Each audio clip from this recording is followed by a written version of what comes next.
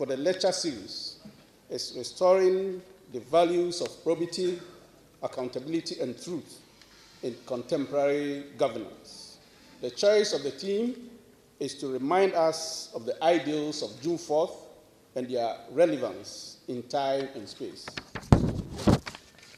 But let me begin by sharing a personal experience with you. Sometime in 1996, whilst at a governance course at the London School of Economics, the lecturer made reference to a reported alleged assault of Vice President Akka by President Rawlings, which had attracted international attention. As a Ghanaian,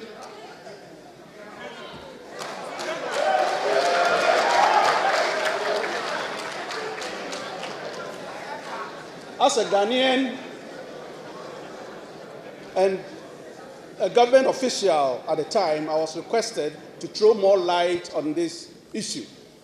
I explained that I could not speak to what happened at Cabinet, and of course, I was a district chief executive and nowhere near Cabinet. On that fateful day, since I was not an official with a Cabinet position,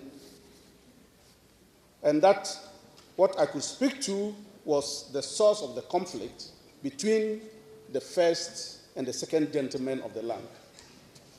And that the vice president also doubles as the running mate of the biggest opposition party contesting the upcoming election to unseat the government of which he was the vice president. The reaction of the class was that of total bewilderment. They were curious to know what the public's reaction to this incredible situation was. Of course, I told them it had taken a partisan twist, and in addition, some prominent personalities and civil society organizations, including the media, who believed they had an axe to grind with the political party and His Excellency the President, were cheering the Vice President on to institute civil action as well as criminal charges against the President. Later on in the day, a question from one of my mates who happened to be an Ugandan had stayed with me since then, and the question was, are you people being truthful to yourselves? As Ghanaians, are we being truthful to ourselves? We choose to let our politics, which we sometimes say is a dirty game, to justify our actions. It defines our values and not our values defining our politics. Even before the global shift in the late 90s in what has been described by Huntington as the third wave democracy, when democratic reforms, including good governance, encompassing openness, transparency, probity, and accountability, became trendy and conditionality for donor support, the June 4th revolution, led by Flight Lieutenant J.J. Rawlings, had already introduced these foundational pillars of good governance in Ghanaian public life. Today, there is a shift in the concept of governance from the activities of the state to the management of the interactions between state and non-state actors. That is traditional, religious, business, media, and various think tanks. This includes their power relations, spheres of influence, and interest in shaping public policy. It is described as good governance if the management of these interactions produce outcomes that impact positively on society. The foundational pillars, Your Excellencies, that anchor good governance include probity, to mean uprightness of character or action, and being morally and ethically above reproach or having integrity. Probity in public life requires ethical, honest, impartial, and fair conduct in the discharge of duties. and accountability to mean the obligation of public officials and organizations to constantly provide feedback, disclose the results of their action in a transparent manner, and accept responsibility. And the citizenry enjoined to subject the actions of public officials to scrutiny and hold them to the highest standards of acceptable conduct, including conflicts of interest and corrupt practices. It is for this reason that citizens, represented by leadership of non-state actors, must uphold the value of truthfulness, integrity, probity, and accountability at all times, and anchor same in our public discourse. 38 years after the June 4th revolution and over 2 decades of democratic governance, it is important to ask whether these ideals of the June 4th revolution are still relevant in our contemporary political governance.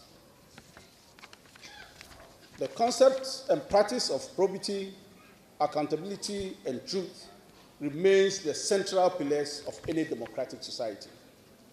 They are required as ingredients for the call to civic and public duty, citizenship culture, the expression of our fundamental freedoms and governance practices that deliver services to the people impartially and equitably.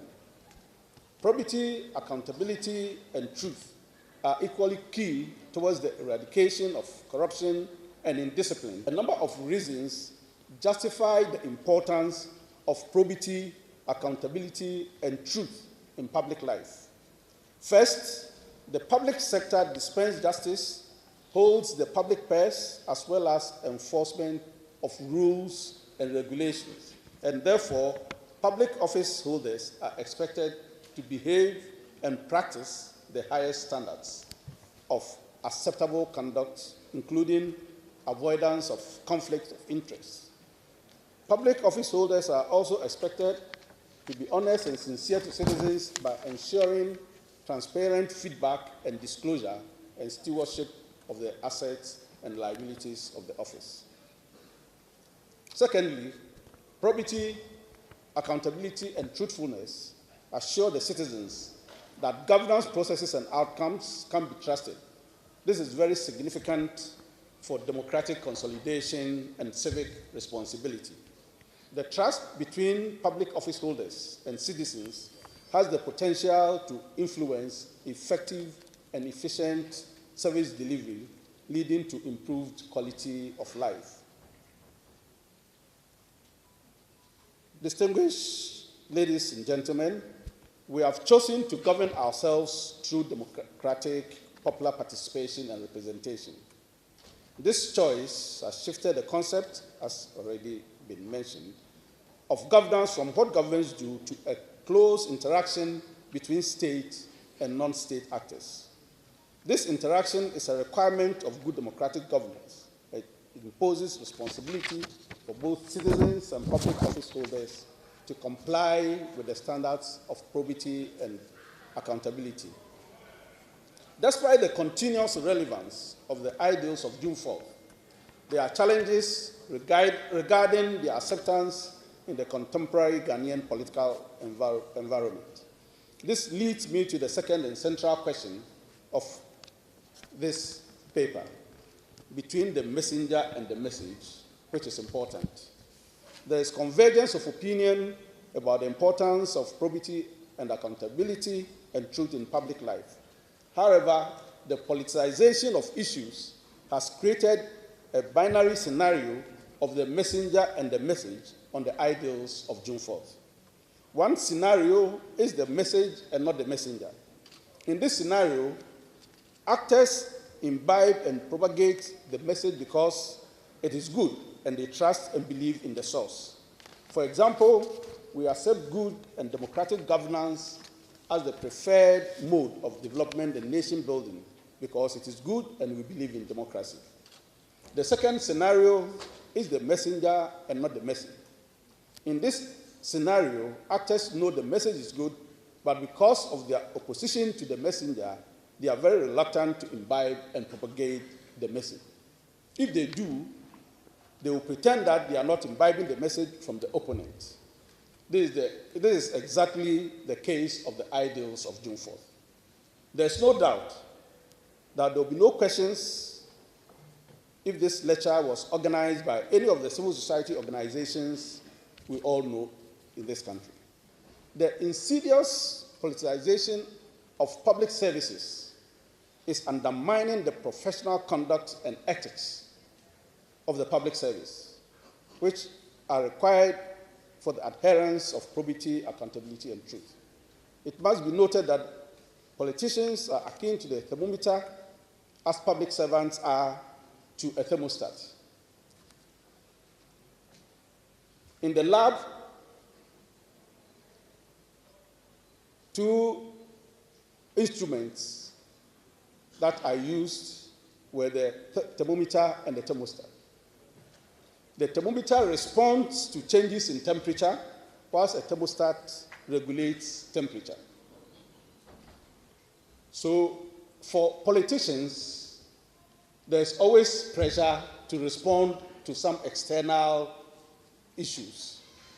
But for the public servant, as the thermostat, the public servant or the public service is expected to regulate the conduct of public services activities. But if we have a situation where public servants are dismissed in the manner that is happening, then the politicization of the public services is going to undermine the peace, stability, and public services delivery in this country.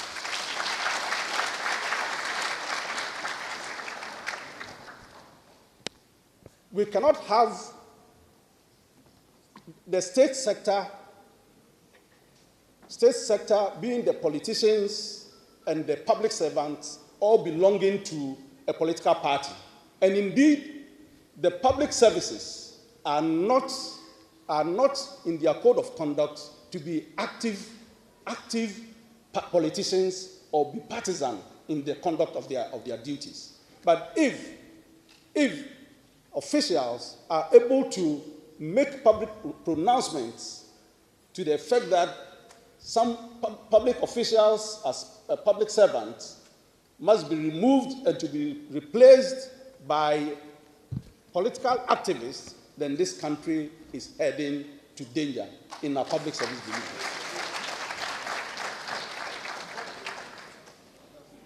Non-state actors, as religious leaders, traditional leaders, business, and civil society leaders are the pillars of society, who must at all times be truthful in influencing the affairs of society.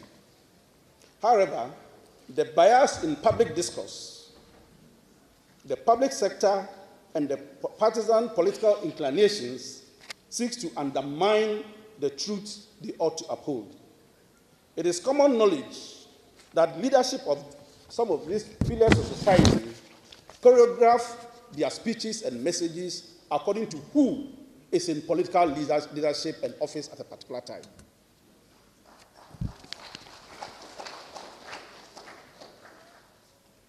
It is therefore not surprising that some of the experiences of pre-June 4th are re-emerging in our contemporary political governance. It is a pointer to the erosion of probity, accountability, and truth in our governance. We are reinstituting the culture of impunity, and the threat to our democratic gains, socio-economic development, peace, and security is foreboding. As we reflect on June 4th, I remember that dawn 30 years ago, when the music I was enjoying, Bob Marley's Three Little Birds, was cut short by a voice which said, "Sorry for the interruption."